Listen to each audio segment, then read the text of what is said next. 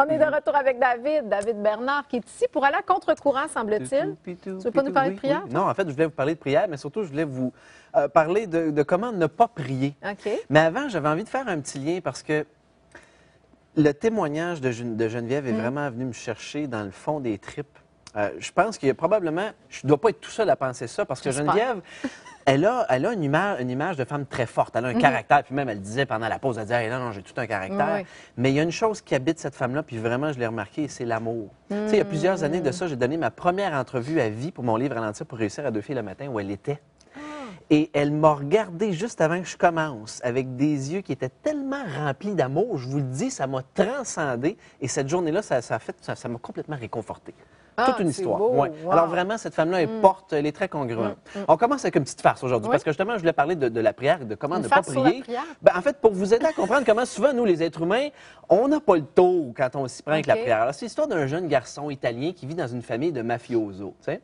Et là, Noël approche et il rêve d'avoir une bicyclette jaune pour Noël. Alors, il va voir sa maman et il dit « Maman, comment c'est que je fais pour avoir une bicyclette jaune pour Noël? » Alors, sa mère a dit « Ben, tu pries le petit Jésus. » Alors, lui, il dit OK, d'abord. Fait que là, il s'en va dans une pièce où est-ce qu'il y a quelques petites reliques, des statues de Saint-Joseph, tout ça, un peu comme chez vous, tu as une statue de Saint-Joseph. T'es pas obligé de tout dire. Alors, lui, il avait une statue de la Madone, tu sais, de la Sainte-Madeleine. Alors, il prend la statue, puis là, il commence à prier, puis il allume, il s'approche, il prend la statue, il l'enrobe dans du papier, il la met dans un sac de couchage, met ça dans le garde-robe, puis là, il s'assoit, puis il prend un papier, puis il dit « Cher petit Jésus, si tu veux revoir ta maman... » Et enfin, tout ça pour dire que nous, les êtres humains, on est souvent comme ça dans notre manière de prier. Tu as raison. On demande quelque chose qu'on veut avoir. Tu sais, Geneviève, plutôt, elle disait, moi avec mon gros ego. Puis souvent, on est comme ça. Hein? Et ça m'amène à une autre histoire qui est cette fois-ci vraie, répertoriée scientifiquement sur un grand chercheur britannique, en fait, un anthropologue biologiste qui s'appelle Robin Dunbar.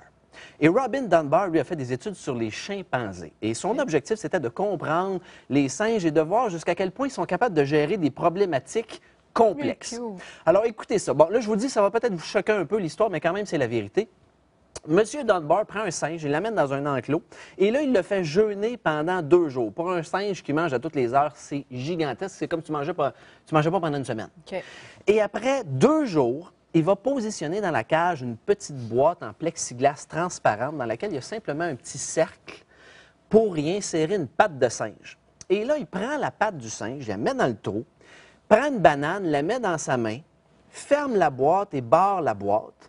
Et à l'autre extrémité, il va mettre une montagne de fruits, là, tu sais, un festin de singes, des fruits, des baies, des mûres, tout ça.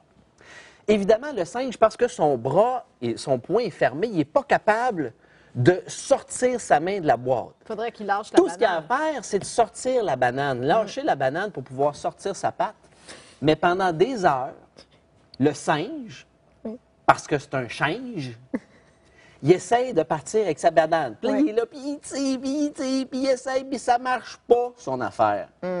Et souvent, je remarque que les êtres humains, on est tous pareils, on fait ça. Parce qu'il faut lâcher la banane, nous autres aussi. Oui, mais tu sais, tantôt, tu parlais de lâcher prise. Oui. Mon Dieu Seigneur, que c'est difficile à comprendre, ça, pour beaucoup de gens, hein? Lâcher prise. C'est vrai. Excuse-moi, je suis encore dans la banane, je vais m'en sortir. Mais c'est ça pareil, hein? Oui. Et souvent, c'est juste ça. C'est de prendre un moment pour lâcher prise. Alors, pour moi, la prière, c'est d'abord et avant tout une manière de lâcher prise. Tu sais, tantôt, Geneviève, elle disait, c'était quoi déjà le premier commandement, tu t'en rappelles-tu?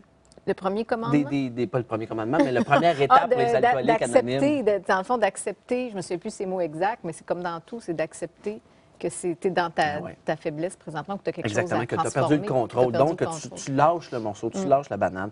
Alors, la première étape, quand tu veux faire une prière, commence par lâcher la banane. Et ensuite de ça, moi, je vous dis, si tu veux que Dieu t'envoie un miracle, arrête d'attendre après et deviens ce miracle-là. C'est très beau. Merci, David Bernard. Je vais lâcher la banane en pensant à toi, dorénavant, et faire une petite prière là-dessus, ça, c'est sûr. OK, c'est bon. Merci d'avoir été là.